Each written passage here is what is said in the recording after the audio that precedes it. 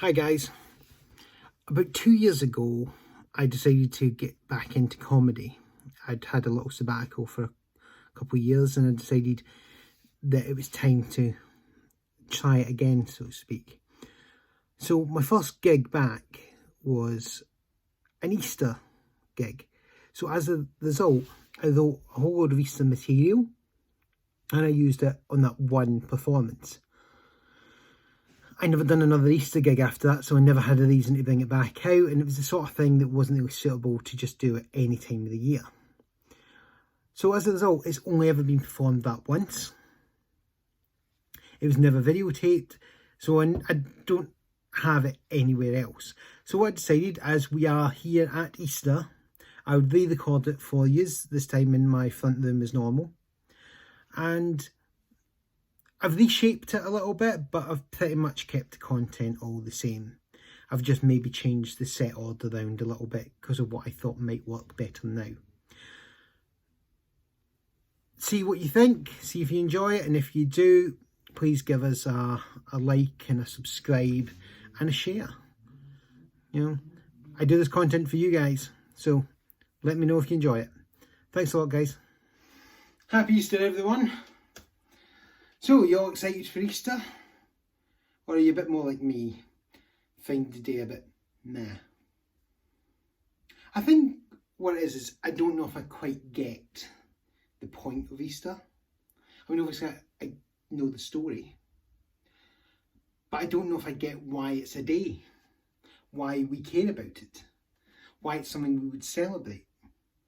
You know, if it was a birthday, I get birthdays. Who wouldn't want to celebrate a birthday? Day you're put on this planet, absolutely fine. Let's celebrate that. And I get the fact that we do also celebrate this particular day for the same guy that we do Easter about. But here's the thing. Birthdays I get. Happy Torture and Death Weekend. That I have a problem with. I think I also have an issue with the overall story of it as well. As in, I don't know if I believe it. Because, well, let's recap over it. What we've got is, and let's be honest, a criminal who has been running around, spreading propaganda, winding up the locals. You don't have to be the Roman police to get a bit upset about that. And let's be honest, the Roman police were a bit feisty. So he gets captured, imprisoned, nailed to a cross. He then goes to commune with his father in the sky.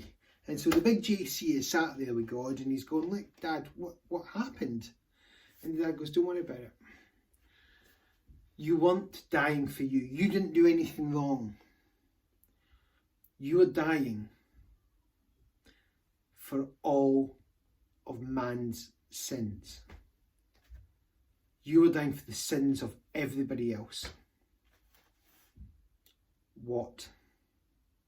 And that is what I have the problem with. Because I'm going to be very honest with you. I refuse to take the blame for using the last bit of toilet roll in my own house and not getting a new roll out. I'm certainly not going to take the blame for everything else that everybody else has done out there. I don't think that's realistic. I'm certainly not going to suffer for them. Trust me, I know what suffering is. I have a wife and two daughters. No, not going to happen. Then I think I've got this issue about he turns up a couple of days later at the tavern with his pals. And then it's like, oh yeah. I went to the dad. Then, I had a little sleep in my cave. And then I got rescued. And here I am now. Do you not think it's more likely that someone got him off the cross, he went and had a little hideaway for a couple of days, kept his head down, tried to avoid the Roman polis again, and then decided, I'm going to nip out for happy hour with the lads? I think that's much more likely. But Jesus isn't the only story that goes along with Easter. And I think a lot of people forget about that.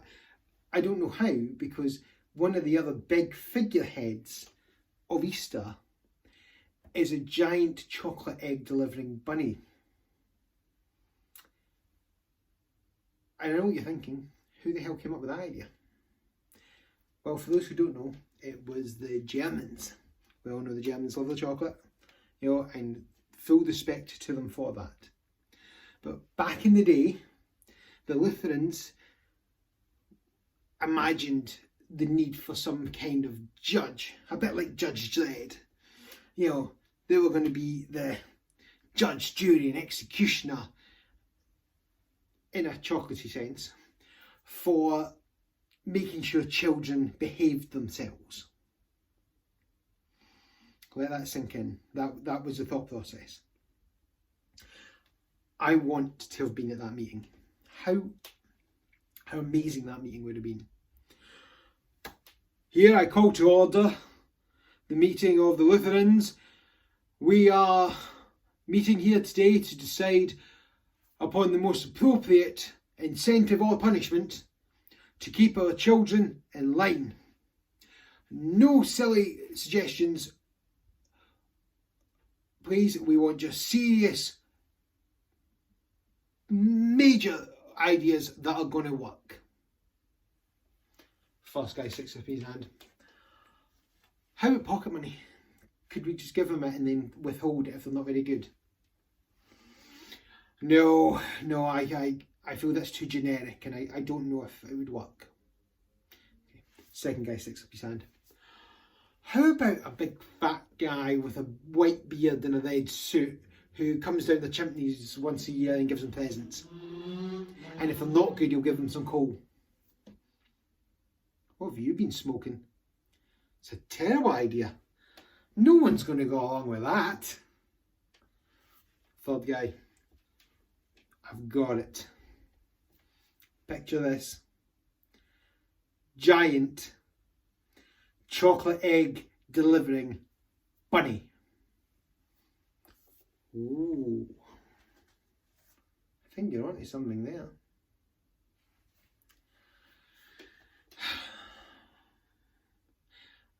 I think I like that one more because I like the chocolate eggs. Because let's be honest, Easter is my favourite chocolate holiday. It's the best chocolate holiday that we have. And I think that is because every bit of chocolate tastes better when it's egg-shaped. It's a known fact. Google it, you'll find it, but that is a fact. Chocolate tastes better egg-shaped. And the other great thing about it is that it's turned into this 4-day weekend. Who doesn't love a 4-day weekend? You know, we're not in work, 4-day weekend, perfect. My problem is the event's not a 4-day weekend. Obviously the time off is, but the event goes on for like 3 months. We have so much ramp up to Easter that by the time we get there, 1, we're bored, and 2, we scoffed all the eggs. I mean, literally, they are ripping selection boxes off of the supermarket shelves and replacing them with chocolate eggs. And what makes that worse is if you've ever looked, you'll find that there's chocolate eggs on that shelf that will not last until Easter. The best before dates are prior to Easter. So don't try and kid us that these are just for Easter. I mean, as I said, I'm generally okay with it because I like chocolate eggs. The other issue I have with it is that if there was a meaning to this day at all, whether it was giant chocolate delivering bunnies or Christian superheroes, that message has gotten lost somewhere. We don't celebrate that message anymore because it's all about getting something. And actually, we don't need to worry about disciplining the kids because it's not the kids who are actually the issue now. It's the adults. The ones who have spent the last 20 years or so getting gifts, getting the chocolate eggs on this day. And if it was just a case of them going, look, give me a simple chocolate egg, that's absolutely fine. Even if they're turning and go, can you give me a Thornton's 3-in-1 chocolate with 12 overpriced, over-rich truffles stuffed in the middle, even that would be marginally okay. The problem is the ones who go, don't really like chocolate. Are you okay? So do you not want anything? They go, no, I don't really like chocolate. So could you just instead get me a CD, a Blu-ray, a top, a pair of boots, a lifetime gym membership? That's the people who I have the problem with. It's not about get what you want day, it's a get an egg or get out. I'm a purist. That's how I work. So I think my last point that I want to make about Easter,